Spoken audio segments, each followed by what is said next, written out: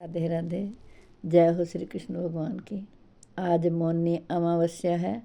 आप सबको बहुत बहुत बधाई हो, शुभकामनाएं हो। सभी के पितृदेव खुश रहें।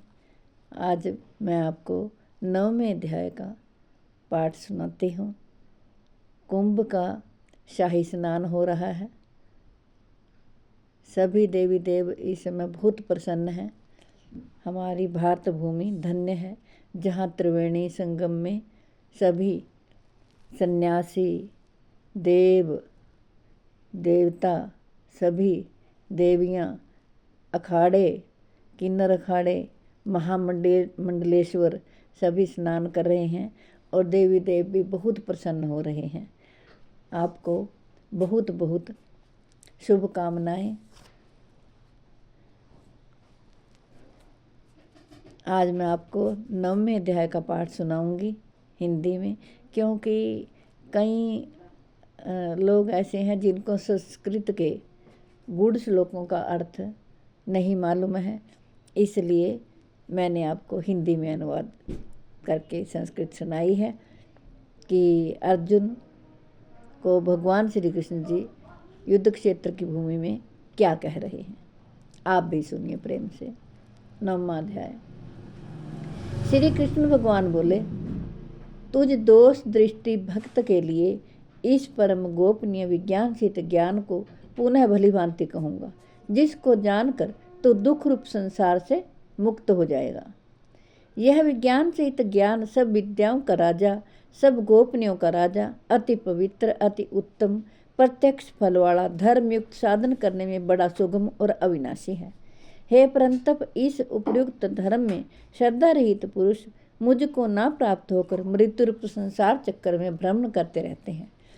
मुझ निराकार परमात्मा से यह सब जगत जल से बर्फ के सदृश परिपूर्ण है और सब भूत मेरे अंतर्गत संकल्प के आधार स्थित हैं, किंतु वास्तव में मैं उनमें नहीं हूँ। वे सब भूत मुझ में स्थित नहीं हैं, किंतु मेरी ईश्वरीय योग शक्ति को देख कि भूतों का धारण पोषण करने वाला और भूतों को उत्पन्न करने वाला भी मेरा आत्मा वास्तव में भूतों में स्थित नहीं है। जैसे आकाश से उत्पन्न सर्वत्र विचरने वाला महान वायु सदा आकाश में ही स्थित है, वैसे ही मेरे संकल्प द्वारा उत्पन्न होने से संपूर्ण भूत मुझ में स्थित हैं, ऐसा जान। श्री कृष्ण भगवान कहते हैं, अर्जुन, कल्पों के अंत में सब भूत मेरी प्रकृति को प्राप्त होते हैं, अर्थात प्रकृति में लीन होते हैं, और कल्पों के आदि में उनको मैं फिर रचता हूँ। अपनी प्रकृति को अंगीकार करके स्वभाव के बल से प्रतंत्र हुए संपूर्ण भूत समुदाय को बार बार उनके कर्मों के अनुसार रचता हूँ। हे अर्जुन, उन कर्मों में आसक्ति रहित और उदासीन के दृश्य स्थित मुझ परमात्मा को वे कर्म नहीं बांधते। हे अर्जुन, मुझ अधिष्ठाता के सकाश से प्रकृति चराचर सहित सर्व जगत को रचती है और इस हेतु से यह संसार चक्कर घूम रहा है।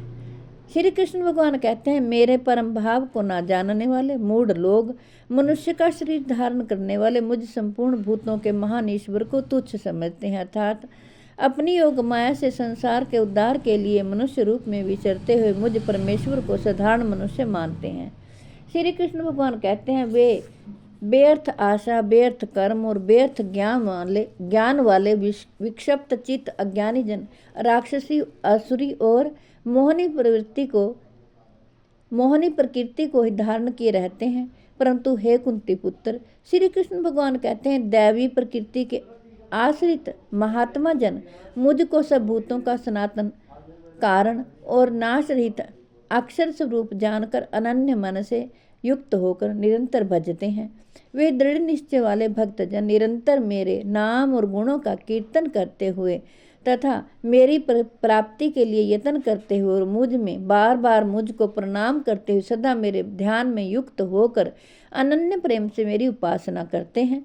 दूसरे ज्ञान योगी मुझ निर्गुण निराकार ब्रह्म का ज्ञान यज्ञ के द्वारा अभिन्न भाव से पूजन करते हुए भी मेरी उपासना करते हैं, और दूसरे मनुष्य बहुत प्रकार से स्थित मुझ विराट स्वरूप परमेश्वर की पृथक पृथक भाव से उपासना करते हैं। श्री कृष्ण भगवान कहते हैं, क्योंकि कृतु मैं हूँ, यज्ञ मैं हूँ, सौदा मैं हूँ, औषधि मैं हूँ, मंत्र मैं हूँ, घृत मैं हूँ, अग्नि मैं हूँ और हवन रूप क्रिया भी मैं ही हूँ।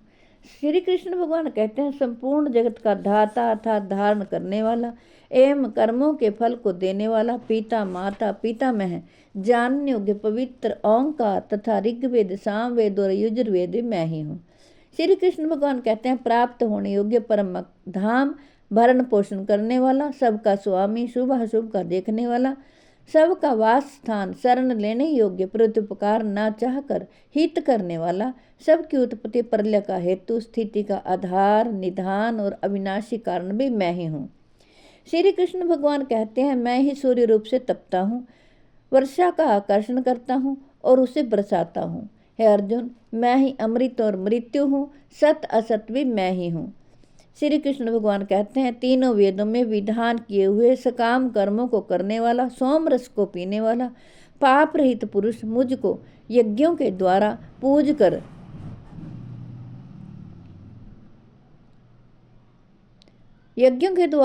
कर स्वर्ग की प्राप्ति चाहते हैं और वे पुरुष अपने पुण्यों के फल रूप स्वर्ग लोक को प्राप्त होकर स्वर्ग में दिव्य देवताओं के भोगों को भोगते हैं।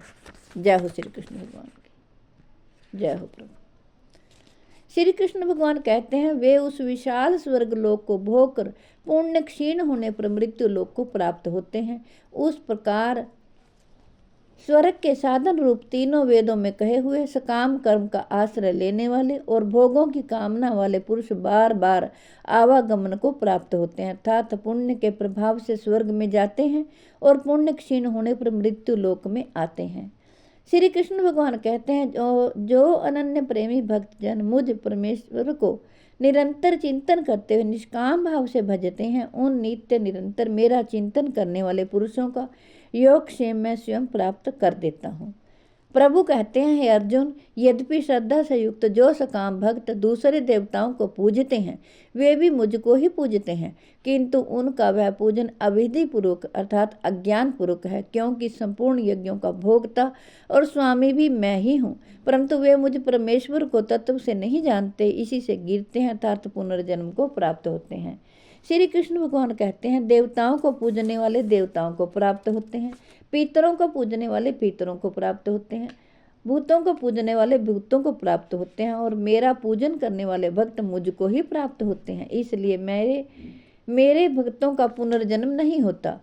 श्री कृष्ण भगवान कहते हैं जो कोई भक्त मेरे लिए प्रेम से पत्र पुष्प फल जल आदि सर्व अर्पण करता है वह शुद्ध बुद्धि निष्काम प्रेमी भक्त का प्रेम पूर्वक अर्पण किया हुआ वह पत्र पुष्प आदि में सगुण रूप से प्रकट होकर प्रीति से खाता हूँ। श्री कृष्ण भगवान कहते हैं अर्जुन, तू जो कर्म करता है, जो खाता है, जो हवन करता है, जो दान देता है और जो तप करता है वह सब मेरे अर्पण कर दे। प्रभु कहते हैं इस प्रकार जिसमें समस्त कर्म मुझ भगवान के अर्पण होते हैं ऐसे संन्यास योग से युक्त चित्त वाला तो शुभ अशुभ फल रूप कर्म बंधन से मुक्त हो जाएगा और उनसे मुक्त होकर मुझको ही प्राप्त होगा। मैं सब भूतों में समभाव से व्यापक हूँ, ना कोई मेरा अप्रिय है ना प्रिय है, परंतु जो भक्त मुझको प्रेम से भजते हैं वे मुझ में हैं और मैं भी उनमें प्रत्यक्ष प्रकट हूँ। श्री कृष्ण भगवान कहते हैं यदि कोई अतिशय दुराचारी भी अनन्य प्रेम भाव से मेरा भक्त होकर मुझको भजता है तो वह साधु ही मानने योग्य है, क्योंकि वह यथार्थ निश्चय वाला है, अर्थात उसने भली भांति निश्चय कर लिया है कि परमेश्वर के भजन के समान अन्य कुछ भी नहीं है। श्री कृष्ण भगवान कहते हैं वह शीघ्र ही धर्मात्मा हो जाता है और सदा रहने वाली परम शांति को प्राप्त होता है। हे अर्जुन, तू निश्चय पूर्वक सत्य जान कि मेरा भक्त नष्ट नहीं होता। श्री कृष्ण भगवान कहते हैं हे अर्जुन, स्त्री वैश्य शूद्र और पाप योनि चंडाल आदि जो कोई भी हो वे भी मेरे शरण होकर परम गति को ही प्राप्त होते हैं। फिर इसमें कहना ही क्या है, जो पुण्यशील ब्राह्मण तथा राजऋषि भक्तजन मेरी शरण होकर परम गति को प्राप्त होते हैं, इसलिए तू सुख रहित और क्षण भंगुर इस मनुष्य शरीर को प्राप्त होकर निरंतर मेरा ही भजन कर। तो मुझ में मन वाला हो, मेरा भक्त बन, मेरा पूजन करने वाला हो, मुझको प्रणाम कर। इस प्रकार आत्मा को मुझ में नियुक्त करके मेरे प्राण होकर तो मुझको ही प्राप्त होगा। जय हो श्री कृष्ण भगवान की। श्री कृष्ण भगवान कहते हैं मन मना भव, मुझ में मन वाला हो। मद भक्तो मद्याजी माँ नमस्कुरु, मेरा भक्त मन मेरा पूजन करने वाला हो और मुझको प्रणाम करे। माँ में वैश्यसी युक्त वैव मात्मानम मत प्रायण है। इस प्रकार आत्मा को मुझ में नियुक्त करके मेरे प्राण होकर तो मुझको ही प्राप्त होगा। जय हो श्री कृष्ण भगवान की। हे कृष्ण गोविंद हरे मुरारे, हे नाथ नारायण वासुदेवाय।